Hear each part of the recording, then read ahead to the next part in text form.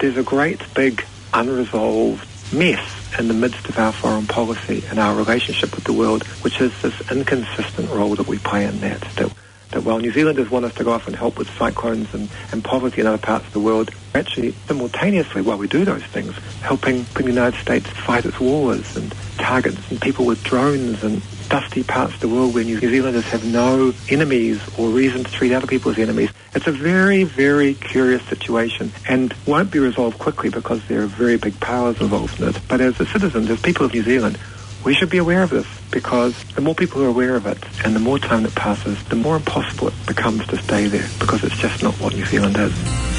Kia ora, greetings and welcome to Planet FM 104.6. I'm Tim Lynch, and I trust that you are doing well.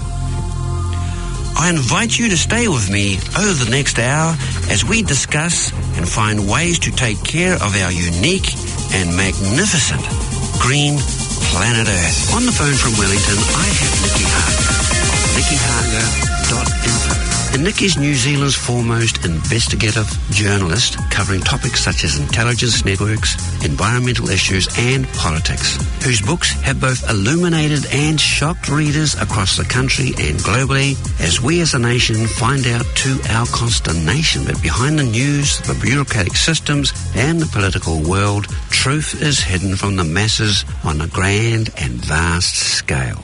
So, Nicky, kia ora. Kia ora. Nicky, you've authored 7 books which opened our closed eyes and continue to keep them open to this day. And as we near Christmas in 2018, can you say you feel sort of relaxed and well with a sense of some kind of peace and well-being? I'm relieved to say that I feel peace and well-being most of the time, or I probably couldn't do my job.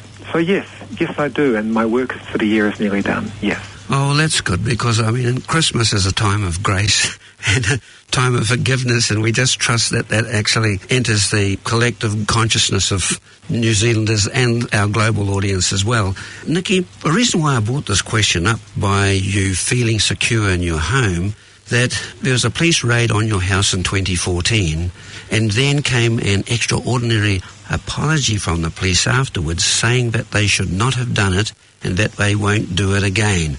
And you feel confident that your home is your castle? I have to say, many people have the police come into their homes. Normally it's young people or people whose flatmates have used drugs or something like that. So I don't think I had a unique situation. But for everyone who it happens to, it's a very, very unpleasant thing. It hits you emotionally. It hit me emotionally in a way I didn't expect when they came here. And unlike most of those people who get their houses raided because their flatmates might be using drugs or whatever it is, and the horrible feelings that they have from that, I was lucky enough to have 3 really good lawyers who worked for years to get me an apology and the declaration that they'd acted unlawfully. So I don't see myself as the unlucky one. I see myself as the lucky one in this process, that lots of people deserve more justice than they get from the world. Normally, justice costs more, or often it costs more than people can afford, even when they know that they've been wronged. So I was very lucky, and I hope I did it on behalf of other people too, to have various things that the police had done declared unlawful. To have the support of 3 lawyers, it's a wonderful backup, because in mid-June 2018, you accepted an apology and compensation for substantial damages from the New Zealand police for raiding your home as part of the hacking that led to the Dirty Politics books, and the police also acknowledging accessing your financial records as part of the apology settlement. So when the police have to pay up in instances like this, where does their money come from? To be honest, I don't know. It must be public money and police money, but I'm not sure quite how it works. And the point of the money, actually, it's good. I've jokingly called it the New Zealand Police Writers Fellowship for me. I'll put the money to good use.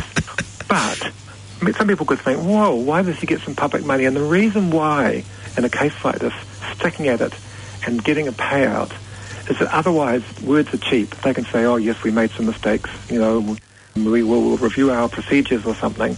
But that doesn't give very much confidence that next time they're in a similar situation, they won't do the same again. And what you want in a case like this is the people who are making the decisions think, that was really a big, horrible pain. We got a whole lot of trouble. We had that embarrassing payout we had to make. We had to say sorry for about 10 things in a row, which we normally never say sorry for. And if you get that kind of result, it means that there hopefully will be people in the future who say, well, we would like to raid that house and find out the source of that person's sources or some other political thing where they are being tempted to engage. And then they remember Nicky Hager, we don't want to do that again. And so probably, my hope is that it makes it less likely for me and less likely for other people in future. I would like to think so too. I was under the impression that if you're a taxi driver or a truck driver and you keep getting traffic fines for speeding, that the company doesn't pay, that you have to pay. So does this translate to possibly some of the higher-ups needing to take some money out of their salary and also put it to the substantial damages? That's a very attractive idea, but I think you know the answer, which is that never would happen, or would virtually never happen. It will come from some fund, some contingency fund for things that go wrong, because they're probably being sued and getting in trouble various times a year, and they've budgeted for it, I'm afraid. But it doesn't mean that the higher-ups aren't being stung over something they actually care more about than money, probably, which is their good reputations and their sense that they're the goodies. And if they have to apologise for making up stories when they're getting someone's information, like they did with me, they made up that they were investigating me for fraud. It's embarrassing to have to say they made it up and it wasn't true, and that they didn't have legal basis for going after my bank accounts and all my other data from different companies. It's embarrassing to say you've acted unlawfully when you're supposedly the agents of the law. And so on, and of course that it was unlawful to come and raid the house at all, and that they shouldn't have done it and they broke their own rules and procedures. All of that I hope, has a powerful effect for at least a while on the senior people. And that's what made it worthwhile, because frankly, 4 years of court case for something that never should have happened was quite a pain after a while. And the thing that kept me going was not the thought of the Writers' Fellowship, it was the thought that if I didn't do it, when I had 3 lawyers and I was in a position to fight it, then other people who didn't have 3 lawyers were more likely to get in trouble in the future. So it kind of felt this necessity to follow it to the end and get a strong result. Yes, very good. And their promotions now would be looked at in a different light.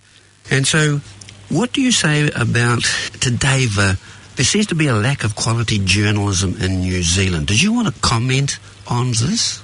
Yes, I'm happy to comment on that. But I don't want to join in saying there's a lack of quality journalism in New Zealand, because I think that would be unfair to the journalists. Thank you.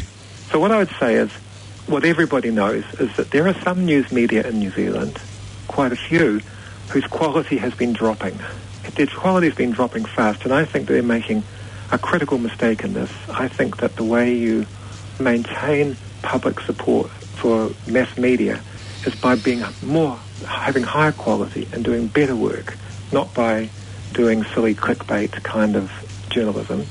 And most people in the media agree with that too. It's just this culture seemingly at the upper levels which say go down, go down, go down, and you've never gone down far enough. But that's not a criticism of the journalists, because I go to journalism schools every year. I know the kind of people who come into it. They're generally really good sorts who want to play a decent role in society and who care about the public's right to know.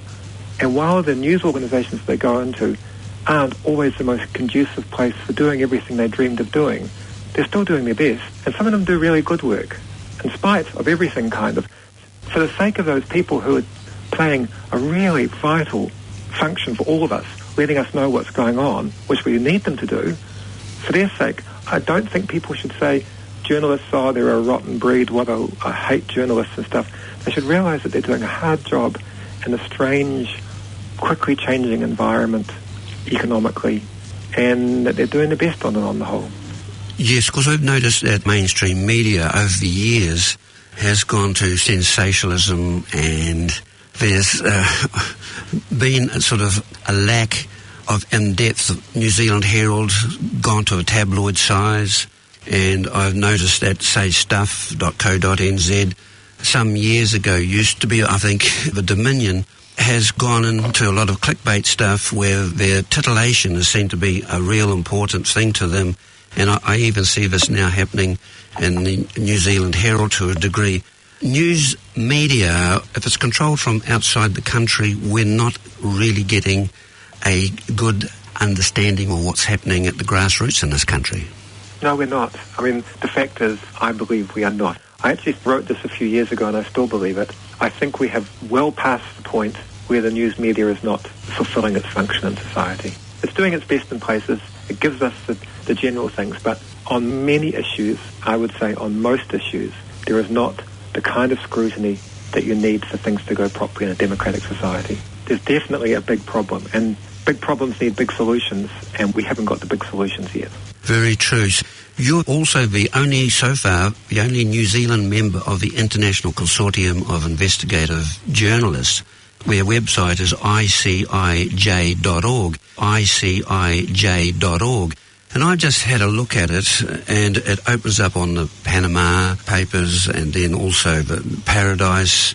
And when you look deeper and deeper, it's a gigantic rabbit hole of all the distortions and corruption and lies and secrecy going on in all the countries of our planet. It sort of takes your breath away.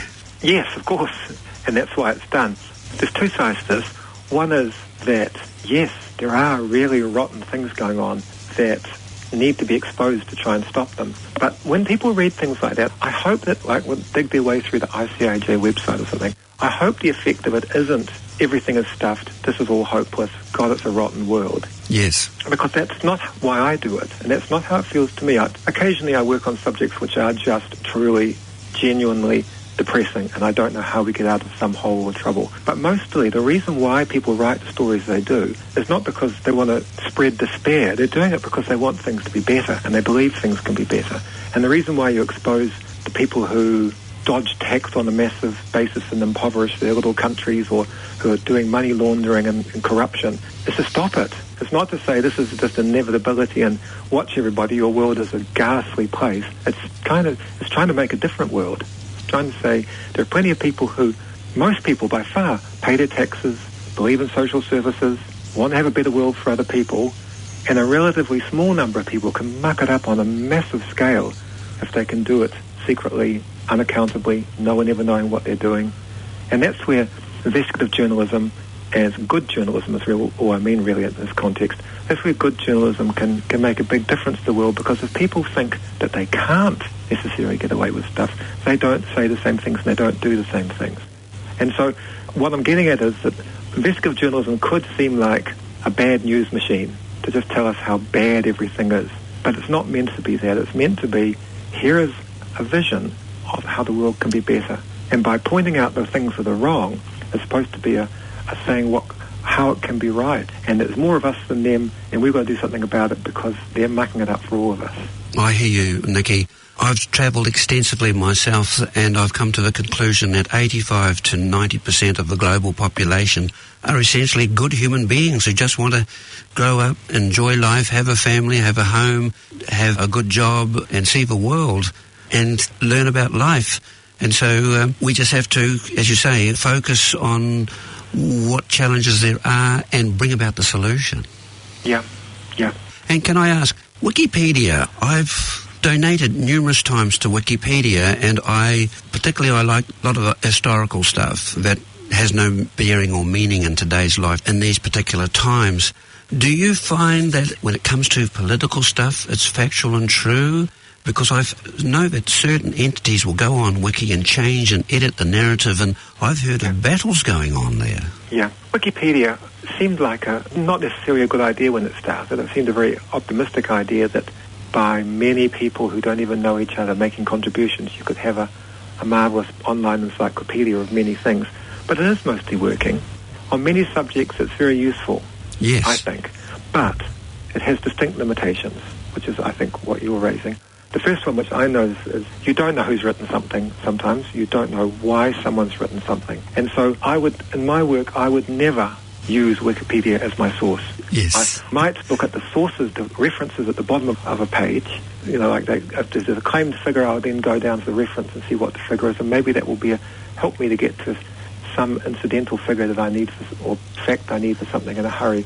But yes, what you find with Wikipedia is if it's talking about an area which is like water mechanics or something, probably, as long as there's been attention to it by enough people, it will be averaging towards correct. But if you get a disputed topic, if your topic is one where there are different sides and interests, and particularly if there are paid interests who want things to look a particular way, like PR people, then Wikipedia becomes less and less reliable, unfortunately. It means that the powerful people's Wikipedia pages are quite often kind of glowing because there's been so much attention given to them, unspecified people, or on disputed subjects, like really disputed issues. You can see that if one side's being inattentive of the issues, one side being inattentive, the other side will completely put its point of view there. And you won't be getting a balanced picture from it. So I think it's like all information.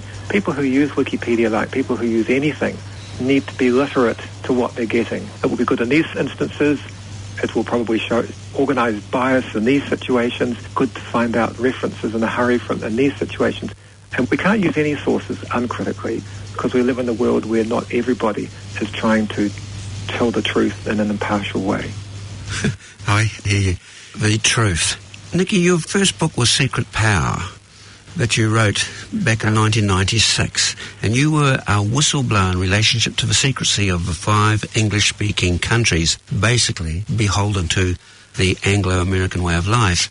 And this listening system called Echelon, and now dubbed Five Eyes, listens to all other countries' business, and you broke this news for the European Parliament. Can you just give a little appraisal of what happened there? Because you were brought in by the Europeans, as the Germans and French in particular were very upset that their communications were being intercepted. Yeah, this is a funny old New Zealand story. So here's me, kind of a new-on-the-scene researcher who's done my first big piece of work, and I had trouble getting it published in New Zealand because it was not being taken very seriously is the answer. With many authors have that experience. I wasn't special in that.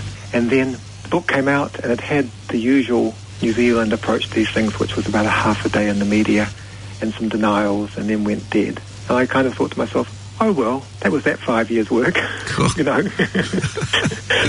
That's not going to go very much further, and I managed to get one more TV documentary with John Campbell helping me from TV3 at the time, but it basically went dead. But before it completely went dead, I thought, I think I've got really important information here that people should know in other countries. So I wrote an article for an American intelligence journal, which was published, I can't remember, I think at the end of the year where the book had come out.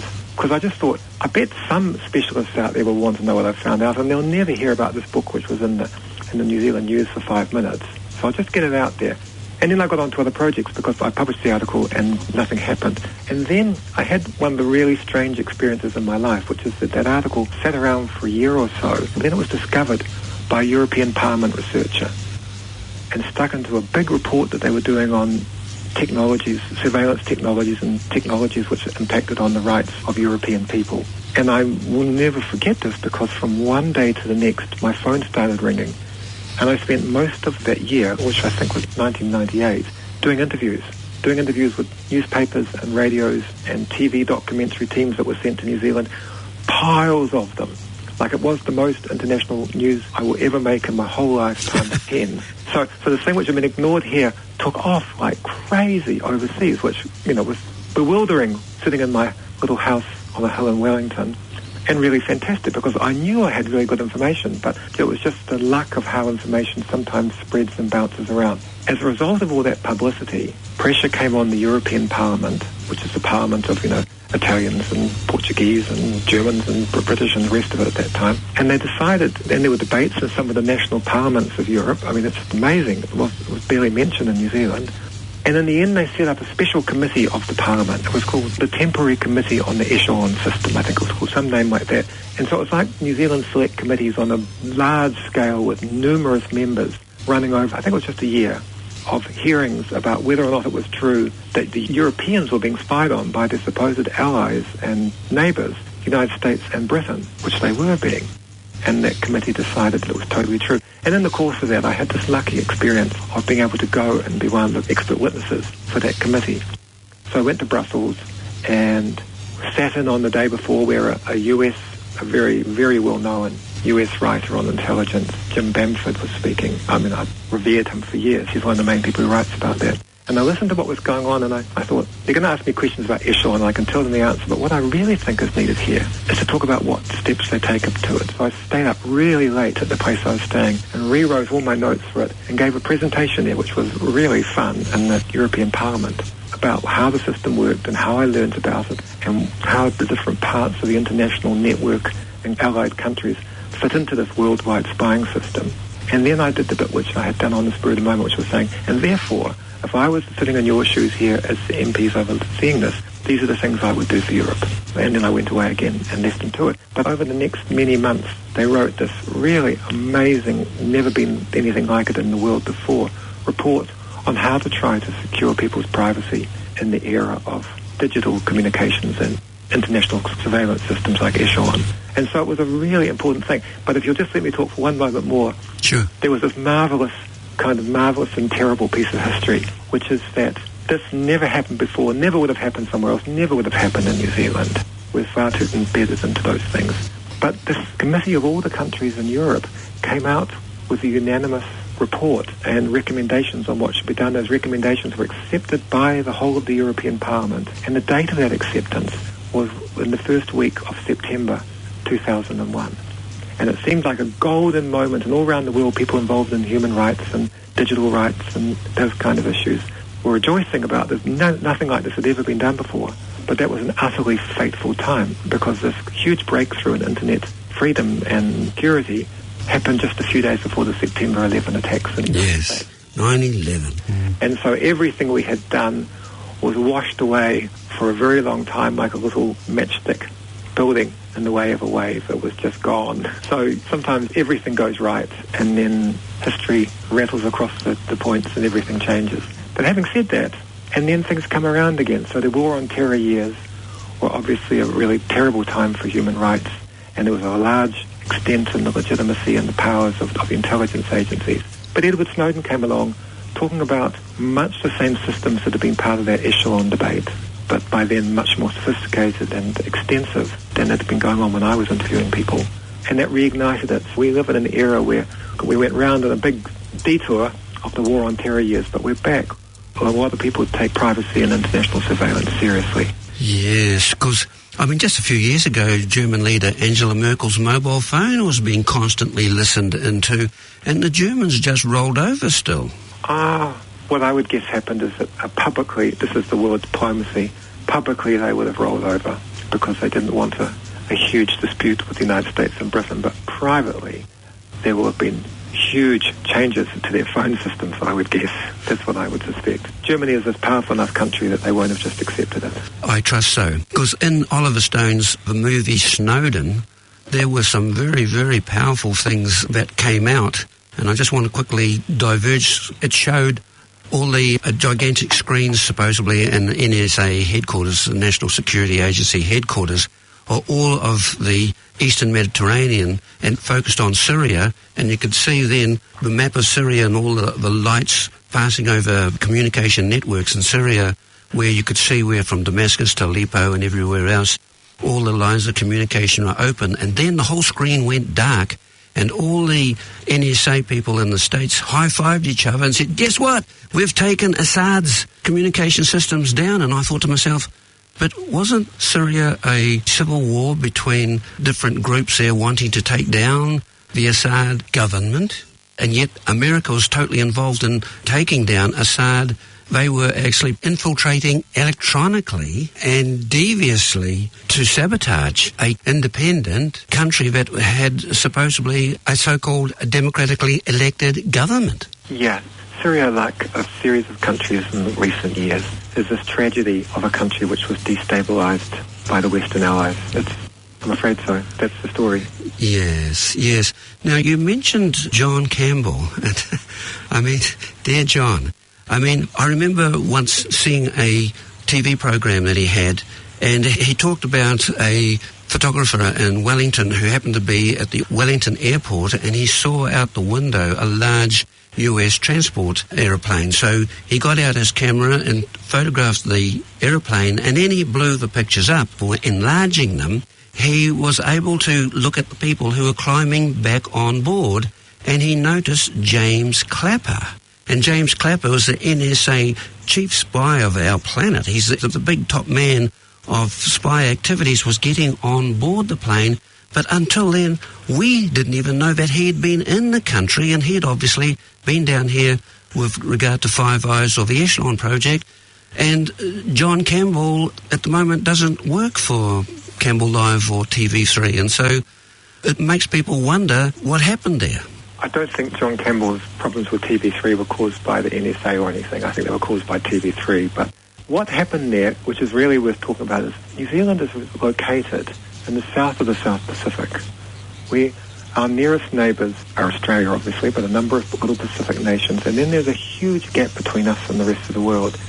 And it is a really bewildering thing that average New Zealanders like a nuclear-free country, want us to be involved in peacekeeping, don't like it when we go off to aggressive wars, want to have friendly relations with other countries. It becomes increasingly Polynesian, more bicultural. While all of that's going on in New Zealand, we are, for historic reasons, and a few buildings and facilities around our land mass of New Zealand, part of the Five Eyes Alliance. It's a very strange, disjointed foreign policy. It doesn't actually make sense in the 21st century, but it's going on that for reasons of being English-speaking and an old British colony, we've ended up being one of the Five Eyes nations. It means that when Snowden was leaking this stuff, which was essentially about what the Americans were doing, and sometimes Americans and British, the code across the bottom would say, which was saying who's allowed to see this document, would say releasable to US, UK, Canada, Australia, New Zealand. And there was New Zealand, this little Polynesian country, part of the biggest intelligence system in the world for controlling other countries and managing wars and starting wars. And I mean, it's a quite staggering, confusing place for New Zealand to be, I think. And it's mainly dealt with down through the years by not talking about it, not commenting on it, governments not reacting on it, keeping it secret, trying not to have it discussed. But as soon as we discuss it, we really should all just shake our heads and wonder that something so dissonant and unrelated to who we are as a country on the whole is able to go on year by year. And I think, personally, I mean, this is why I wrote about these things. I wrote that first book, which we talked about, is that there's a great big unresolved mess in the midst of our foreign policy and our relationship with the world, which is this inconsistent role that we play in that while New Zealanders want us to go off and help with cyclones and poverty in other parts of the world, actually simultaneously, while we do those things, helping the United States fight its wars and targets and people with drones and dusty parts of the world where New Zealanders have no enemies or reason to treat other people as enemies. It's a very, very curious situation and won't be resolved quickly because there are very big powers involved in it. But as a citizens, as people of New Zealand, we should be aware of this, because the more people are aware of it and the more time that passes, the more impossible it becomes to stay there, because it's just not what New Zealand is. Yes, Paul Buchanan, the local security researcher here in New Zealand, he talks about that New Zealand's got a schizophrenic foreign policy because we have the Americans as part of our defence relationship, but we have so much focus on trade with China.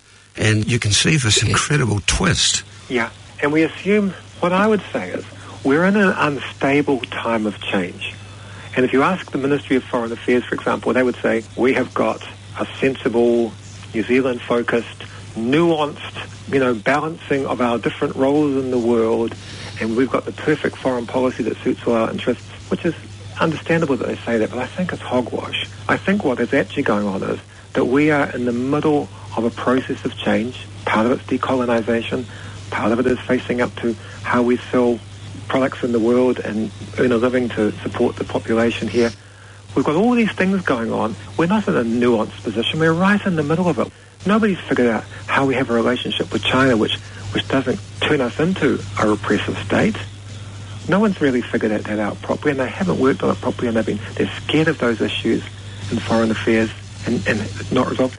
We haven't figured out how we maintain our relationship with the United States, given what it's doing around the world and how different our values and our outlook is on many things. And so I think we've got a foreign policy made of all kinds of incoherences that aren't being faced up to, and over time will have to be faced up to, which is why I say we're in the middle of a period of change.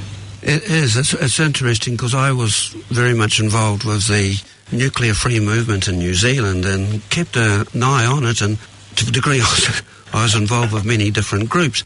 And when New Zealand became nuclear-free, it was solely because we had so many nuclear-free zones in this country, around about, 105 nuclear-free zones, that it worked out around about 76% of the country was nuclear free, which gave the mandate to David Lange and the Labour Party as the New Zealand Prime Minister to then enact the laws to make New Zealand a nuclear free country. So from a democratic point of view, the people got involved and we shifted the game plan so that it was seen as a democratic way of resolving a situation. But what I want to just throw in here quickly is that when this happened, up in America, there were New Zealand armed forces up there, and they got shunned by the Americans straight away.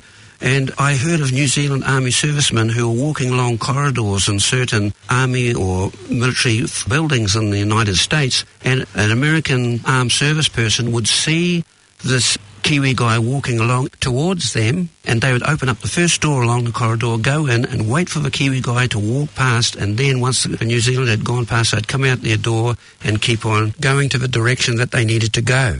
They essentially froze out a lot of the servicemen, where in actual fact, when you are a warrior, and it doesn't matter what country you belong to, a person who is a warrior who defends their country does it appropriately with honour, and they want to keep their men alive. They don't want to do any horrible things, but they want to do it in line with some sort of military code.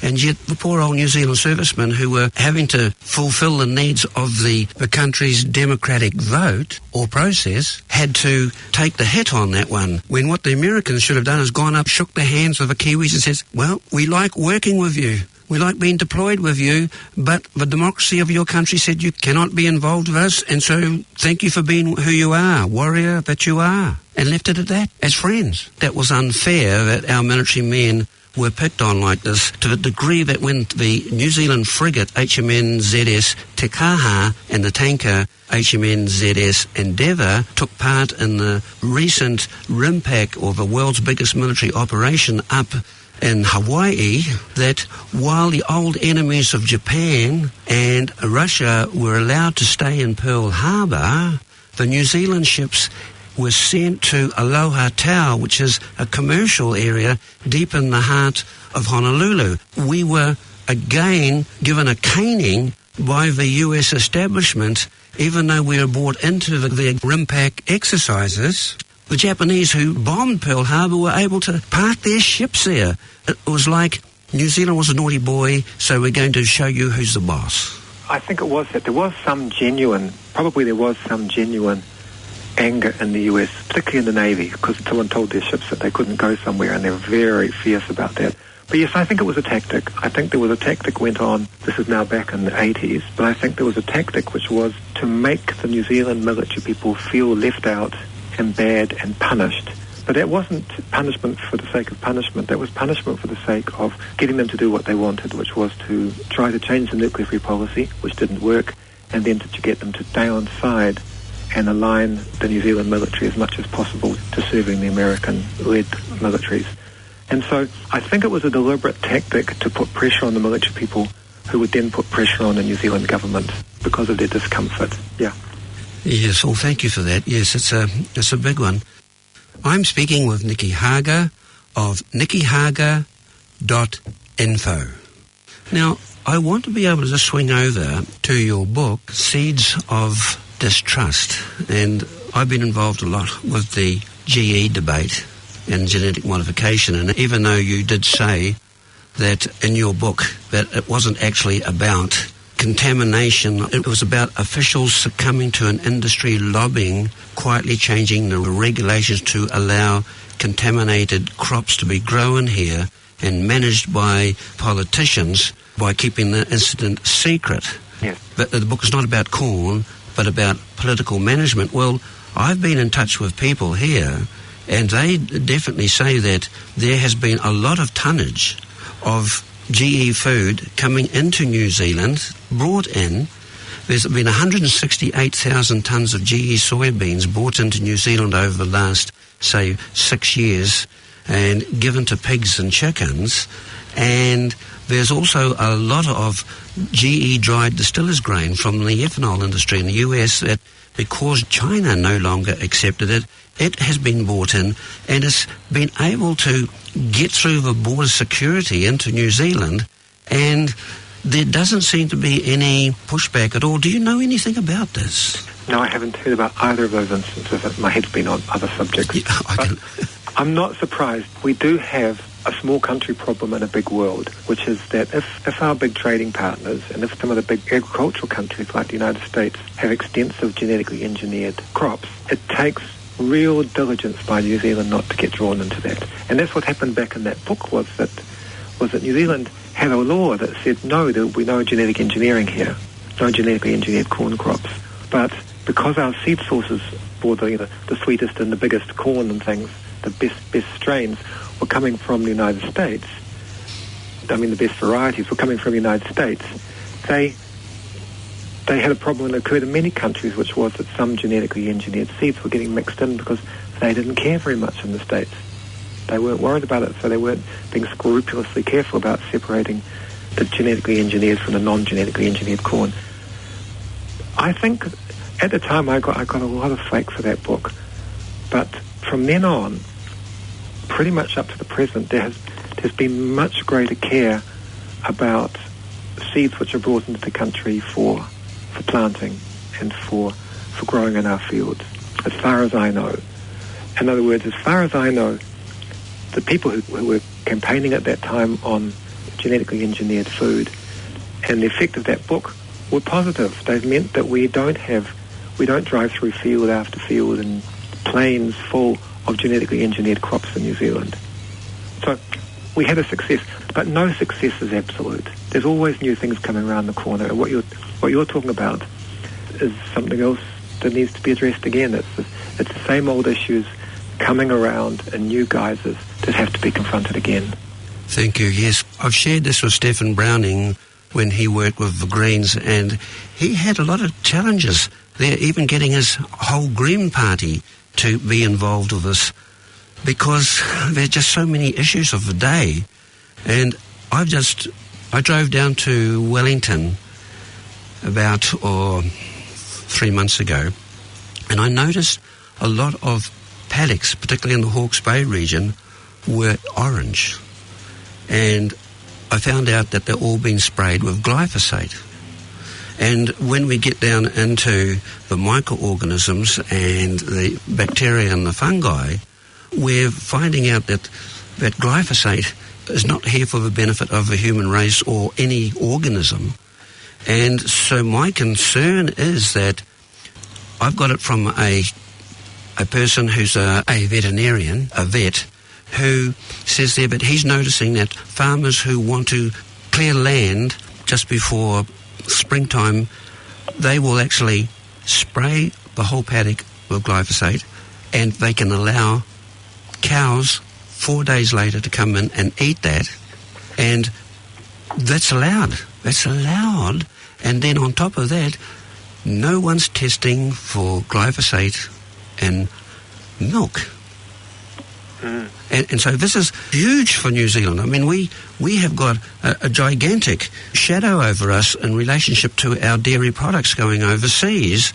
And I can back this up, a lot of data, but we haven't yet tested for glyphosate in food, other than the fact that you would have heard that about 34 Green MPs throughout the European Parliament from about 13 different Green parties were tested for glyphosate in their urine, and every single one was up to 3 times the allowable amount of glyphosate in their urine. So we're walking time bombs, and I'm sorry that I'm having to bring this up, Nicky, whilst I'm interviewing you, but I know that you also could pull in a larger audience to want to know how you see life at the moment. So I'm dropping this one in because it's a very, very important issue, particularly for the future of our dairy industry, our exports, our children, the health of the human family. What I would say about that is, it's one of the many things that we face, and like many things, we can't rely that the news media will do it by itself or that the government agencies will do it by themselves. It's not. But people can do this, and we were talking about the genetic engineering, anti-genetic engineering movement of the early 2000s. It was profoundly successful. And I just want to say a little word about this because I wrote that book about that, and I knew people who were involved in it, And their feeling at the time was that they had been defeated, that they had pushed for a GE-free New Zealand and they lost, which actually I think that was a really unfortunate message for them to take from it, because the nearly 2 decades since then have shown how much their work changed thinking and what was acceptable in this country, and we live with the results of it in terms of genetic engineering. And it will be the same for the people who organise on other issues like the one you're talking about. It doesn't take many people. If people listen to you on that and they want to take action on it, there are things that can be done. We do live in a piece of the world where organised people can make a difference to what happens. So I would just say there's always more fights, and that's another one that needs to be taken on. Yeah, thank you for that appraisal, that balanced appraisal, Nicky, because I've been involved in many other wanting to make... Northland now has become GE-free. We've had to battle it. We've had to do lots of submissions. We've had to go in and talk to different councillors and God knows what else. There are a good core of people, very, very small, constantly on it. And I know that in the Hastings area, they're wanting to be GE-free solely because the Hastings-Hawke's Bay area is a very fertile area for good quality organic food. And so I can understand that, yes. Now, just one of the interesting things that I used to fly for Air New Zealand as a cabin attendant, and I used to work in first class, and often I would have the New Zealand round table of businessmen flying between Auckland and Sydney, or maybe Auckland and Melbourne, and we'd serve the first class meal, breakfast, champagne breakfast, and they'd have 6 or 7 or 8 courses, and it was good, high quality Air New Zealand service. But when, after about an hour, the aeroplane is in international waters, it's something like about, 500, 700, 800 k's out into the Tasman Sea. And the round table would get up and they'd walk around, talk to each other. Now, we're in international waters. Are they allowed to talk about all sorts of deals? And I'm not saying insider trading, but if they're not in New Zealand and they're not in Australia, I always wondered that question. I wonder what they are allowed to share among each other from a standpoint of tips or assistance or helping each other. This must be a worldwide problem with people flying everywhere now and having meetings so that they can work out deals. I have to say, I don't know the answer. I don't have the specialties for that. But my assumption is, if I had to guess, I would have thought it's not as you're saying. I think that probably their obligations go with them wherever they go. But I could be wrong. I'm not sure.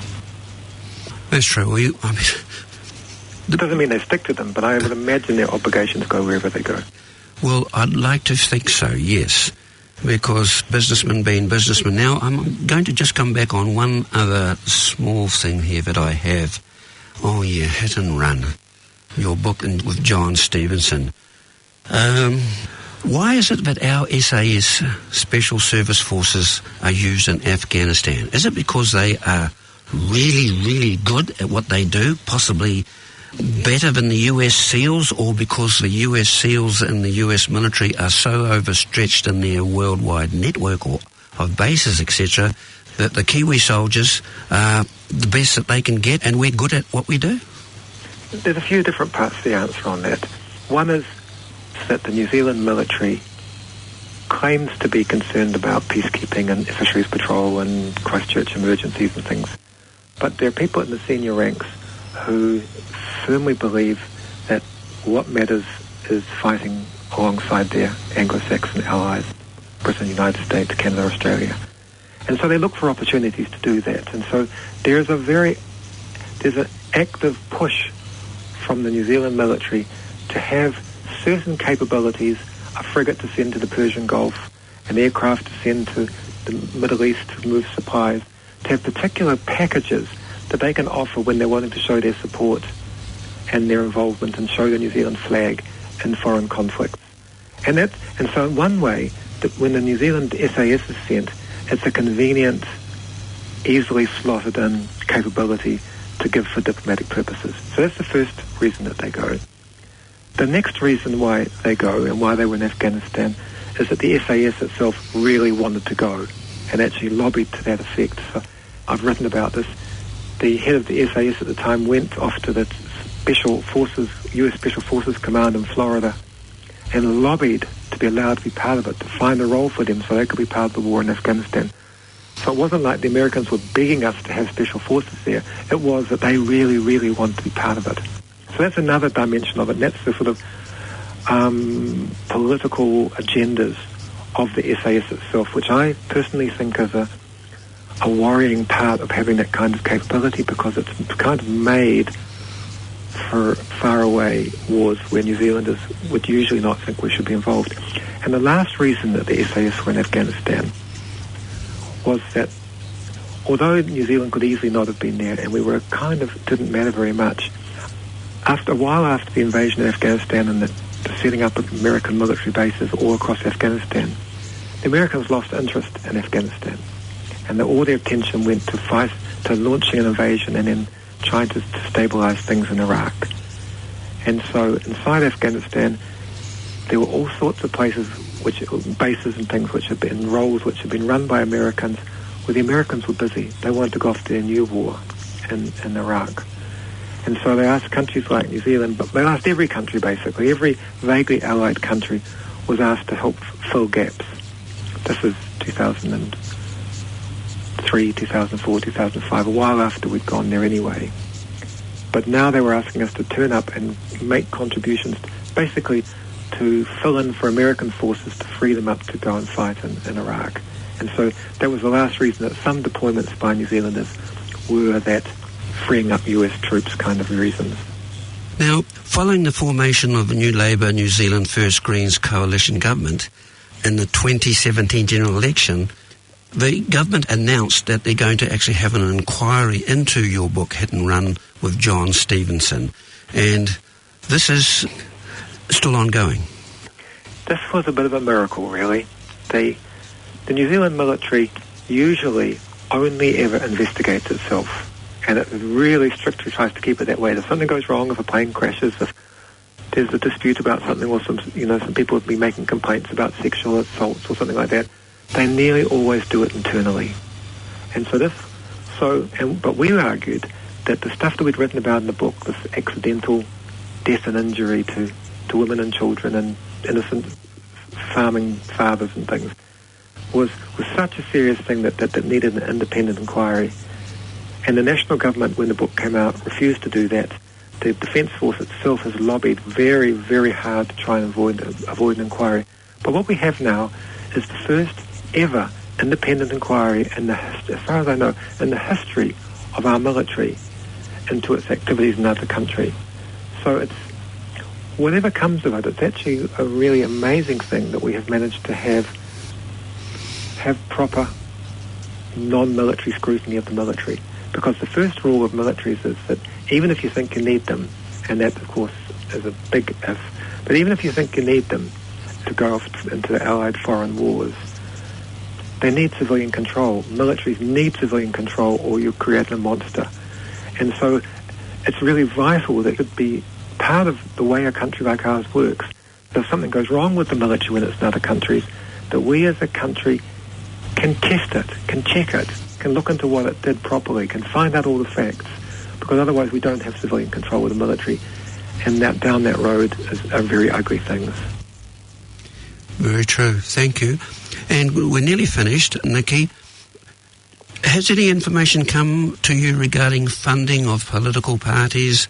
Are we as transparent as they could be? Because, I mean, in your book, Hollow Man, we found out that a certain religious group were supporting one particular party. Yeah. Do you know if there's any more clarity regarding transparency? I haven't done recent work digging into secret donations to find out whose they are, so I haven't got new information. But what I would say is that if I was asked to name my 5 or 10 most important things that the government could do to improve the integrity of the New Zealand government system and political system, it would be to change the election donation laws. It is like an organised, legitimised kind of corruption. It just makes no sense at all to have a country where you have a huge budget, like billions of dollars handled by the government, and you scrutinise that carefully, and then you fund your MPs in Parliament, and of course you do that because you don't want them to do other work because it would compromise the work as parliamentarians. We have the broad public service where we pay people so that they just work for the public. And then on the most crucial ingredient of that, which is choosing the government and choosing who sits in that Parliament, we require the people to get privately funded for it. It makes no sense at all because it's not given in $1 and $2 coins at public meetings. It's given by big donors on the whole. And nearly all the big donors of all the major parties in New Zealand are secret. This is a totally ridiculous system. It's worth so little money, the difference between publicly funding election campaigns versus requiring them to be privately funded, that although it's sort of the populist, talkback radio view would be, we don't want to fund those bastards to run their election campaigns. The reason you do it is the same reason that you pay MPs' salaries, which is to try to keep the system clean. So I feel very strongly about that. I think it's like near the top of the list of things which have to change. Yeah, thank you, yes. Imperative. It's strange that the two major parties, or even New Zealand First and the Greens, haven't broached this. I think that the new government came in, there's two reasons for it, I think. The new government came in with an awful lot of really big problems and run-down social services and things. And so I think they've been fairly preoccupied. But the other reason is that the Helen Clark government in 2008 tried to change the election donation laws, did change them, and took a huge hammering from an orchestrated campaign from National Party activists. And they took a real hammering over that, and it helped them to lose that. Well, they're probably going to anyway, but it helped them to have a hard year when they lost the 2008 election. And so unfortunately, there's probably a bit of a memory around the Labour government that was not an issue that was easy to fight, unfortunately, because, as I say, I don't think it's a nice, or would be nice if we could do it. I think it's like one of those fundamentals that you do so that the political system works properly. Excellent. Now, just in finishing, I'm an optimist. I still see that the possibilities of change in this country, and even in the end globally, that we're going to actually make the change so that our children and grandchildren can really have a future to look forward to. Can you throw something else into this piece? Certainly.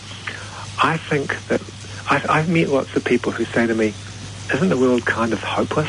Isn't it really stuffed? And they count off on their hands all the really big problems. And the truth is, there are really big problems. What I believe is, I'm part of a essentially optimistic profession, that you wouldn't do the work I do unless you thought things would get better. You don't want your life to be making people feel bad about things which are bad and will never change. So I work in my take on the world is that there are some things that we can't change, but there are most things that we could change and we can change, and which we do watch changing around us. And that the worst thing of all is when people start to believe that they can't change anything, because then they will be right. They will be proven right. So I'm an incorrigible optimist. Good. And I will stay that way. That's part of the job. Excellent. Oh, Nicky, this has been wonderful. Thank you very much for coming and giving your valuable time to share for New Zealanders and the global audience as a whole. Greatly appreciate your insights, your courage, your sheer courage. And I want to say thank you again. I wish you a Pahurakawa Christmas, and 2019 be a real successful year for positive, optimistic change. Thank you. Pleasure to be with you. Excellent. Thank you. Sure. All the best. Thank you. Bye-bye. Okay. Bye. That was Nicky Hager of nickyhager.info. NICKYHAGER.info. INFO. Info. Well, dear listeners, we have come to the end of our year of 2018. I, along with Lisa Eyre and Liz Gunn, sincerely trust you've enjoyed our interviews and shared insights.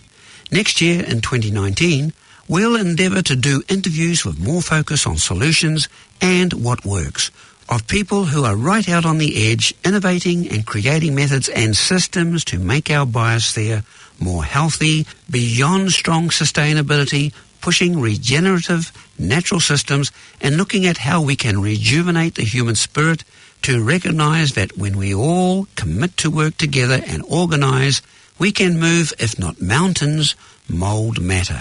Though there appears so many seeming obstacles, we must trust that deep within our being resides an inexhaustible capacity to draw on the creative spirit of goodwill and cooperative endeavour. There's an old saying, when our backs are to the wall, this is when we get really serious and cooperate together and collaborate as one. We also have to remember we have been bequeathed a profoundly fertile planet that has embedded over the web of life an atmospheric bubble that supplies us freely with oxygen that keeps all biota alive. Rainfall that nourishes a dynamic food chain that is not only tasty but has juicy and sweet fruit. This has all been here for eons, long before we took our first breath. The question is that if life can give life, what is it that we do in reciprocity? The fact that the ancient Greeks around 2,500 years ago intuitively were aware that Mother Earth was a living organism or living entity whom they called Gaia gives us cause to wonder why we have forgotten our connection from a planet that lends us a body in which to exist. New Zealand Maori in this country of Aotearoa instinctively know that Papatuanuku is alive and sustains them. They have a growing connection to their great sustainer. Yet science today is only slowly recognizing that this is a fact. Yet for reasons unknown, it has in so many cases only been felt by many of the astronauts and cosmonauts who spent time in near-Earth orbit or even further out from the distance of the moon and realized the sheer beauty of this blue and white pearl floating in space as our only home. From their standpoint, they concluded that we were and are the family of humanity and that it was important for us to reconcile our differences and resolve our challenges and live together in peace. That was around 50 years ago, and still we have not established the diplomatic and conflict resolution skills to settle our differences. The imperative today now is for all adults in every country to look their children in the eye and commit to a grassroots movement of citizen diplomacy, whilst at the same time lean on civic leaders to call out political leaders to listen to the people. Sometime next year in 2019, we will have the planetary population hit 7.7 billion human souls sharing breath. So we have to inspire ourselves to commit to a future of all children, and it has to include becoming more conscious to the degree that we need to still ourselves, connect to our heart, invoke unity consciousness. The imperative being is to start now. If not now, when? Decide to network. Use every letter you write, every conversation you have, every meeting you attend, every email you send. And remember, even Facebook. To tweet and to express your fundamental beliefs and dreams. Affirm to others the vision of the world you want. Network through thought. Network through action. Network through love. Network through the spirit. You are the center of a network. You are the center of the world. You are a free, immensely powerful source of life and goodness. Affirm it, spread it, radiate it. Think day and night about it, and you will see a miracle happen. The greatness of your own life in a world of big powers, media and monopolies. But of 7.6 billion individuals, networking is the new freedom, the new democracy, a new transparency, and a new form of wholeness and happiness. This originated by Dr. Robert Muller, Chancellor of the World Peace University, in Costa Rica, Central America. This is Tim Lynch. And Lisa Eyre. And Liz Gunn. In the spirit of Aroha, wishing you a wonderful Pohitakawa Christmas. We look forward to being with you next week at greenplanetfm.com. I say, kia kaha